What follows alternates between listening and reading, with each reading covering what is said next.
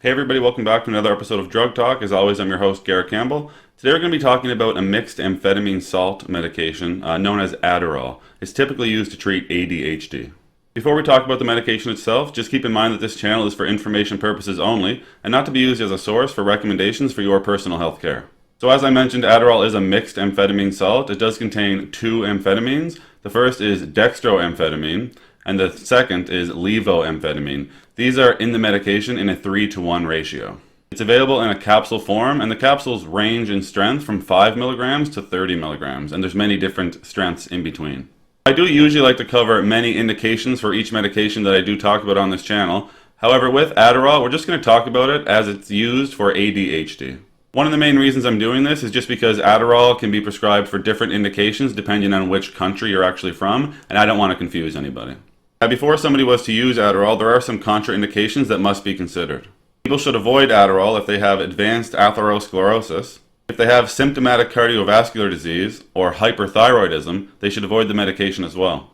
People who have high blood pressure or hypertension, as well as glaucoma, should avoid Adderall. It should be avoided in people who have a history of drug abuse. And finally, you should not use Adderall if you've used a monoamine oxidase inhibitor in the previous 14 days. Now, once somebody is cleared of all the contraindications and they start using the medication, they would typically start off on a dose of 5 to 10 milligrams daily.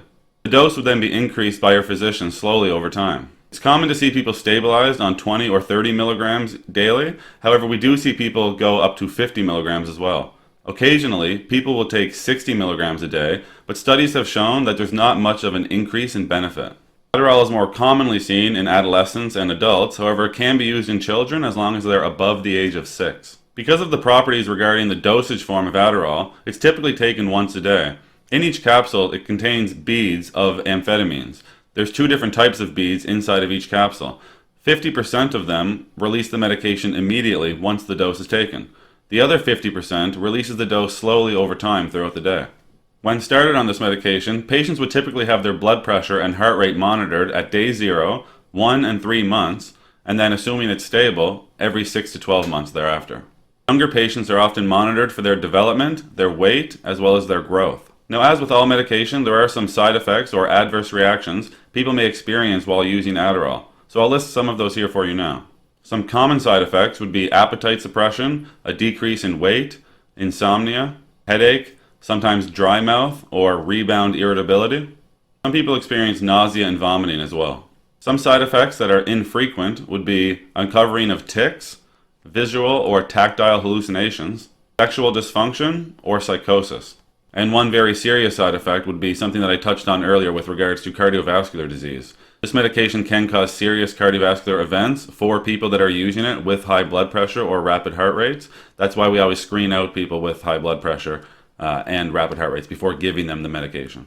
That's all we're going to talk about today here with this mixed amphetamine salt known as Adderall. As always, I'm thankful you took the time to come by and watch one of my videos. If you found the information valuable and you'd like to help me grow this channel, you can like the videos, share the videos, or subscribe to the YouTube channel most importantly. There's also some links in the description you can check out as well. That's it for today. Take care.